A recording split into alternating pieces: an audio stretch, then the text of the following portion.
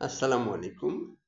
আমাদের মানবীয় গুণাবলীর মধ্যে পরমত সহিষ্ণুতা অথবা অন্যের মতামতকে মূল্য দেওয়ার আহ, যে গুণ, সেটি একটি মানবীয় বৈশিষ্ট্যের মধ্যে পড়ে।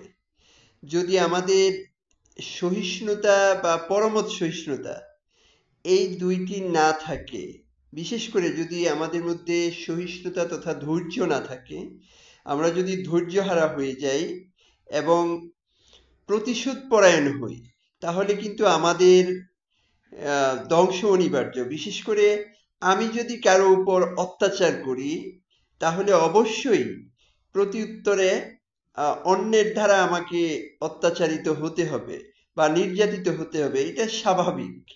আহ, আসলে আহ, আমরা পৃথিবী সৃষ্টির পর থেকেই দেখে আসছি যারা অত্যাচারী জুলুমবাজ, সেটা ব্যক্তি পর্যায়ে হোক বা রাষ্ট্রীয় পর্যায়ে হোক, প্রত্যেককেই কিন্তু তার প্রতিদান পেতে হয়।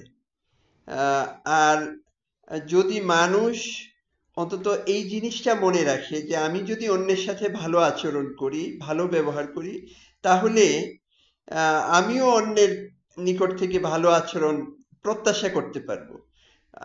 প্রকৃতপক্ষে নিজের দৃষ্টিভঙ্গি, নিজের আচরণ, নিজের কাজকর্ম যদি আমরা পরিবর্তন করি, তাহলেই আমাদের প্রতি অন্যদের দৃষ্টিভঙ্গিও পরিবর্তিত হবে। এটা প্রকৃতির নিয়ম।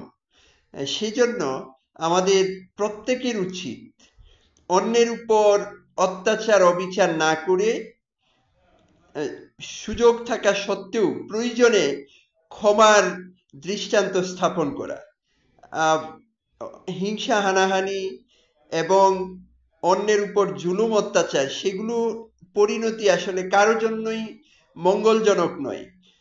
আহ, আমরা যদি দুর্বলের উপর অত্যাচার করি, তাহলে অবশ্যই তার প্রায়শ্চিত্ত কোনো না কোনো দিন আমাকে করতে হবে। সেজন্য আমাদের প্রত্যেকের উচিত দুর্বলকে সহযোগিতা করা, দুর্বলের পাশে দাঁড়ানো এবং তার উপর যদি কেউ অত্যাচার করে, তার অত্যাচার প্রতিহত করার চেষ্টা করা। সেজন্য আমাদের দেশের বর্তমান প্রেক্ষাপটে যেই বিপদে পড়ুক, জাতি ধর্ম নির্বিশেষে আহ, যেই বিপদে পড়ুক, প্রত্যেকের বিপদগ্রস্ত প্রত্যেকের পাশে আমাদের দাঁড়ানো, সেটা মানবীয় এবং নৈতিক দায়িত্ব।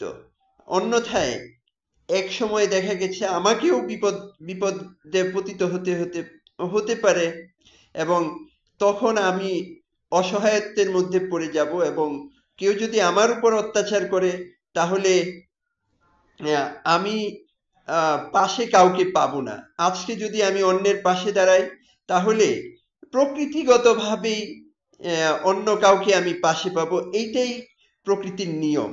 সেজন্য আজ যারা অসহায় আছে, যারা বিপদগ্রস্ত আছে, তাদের পাশে দাঁড়ানো আমাদের নৈতিক দায়িত্ব। আসসালামু আলাইকুম।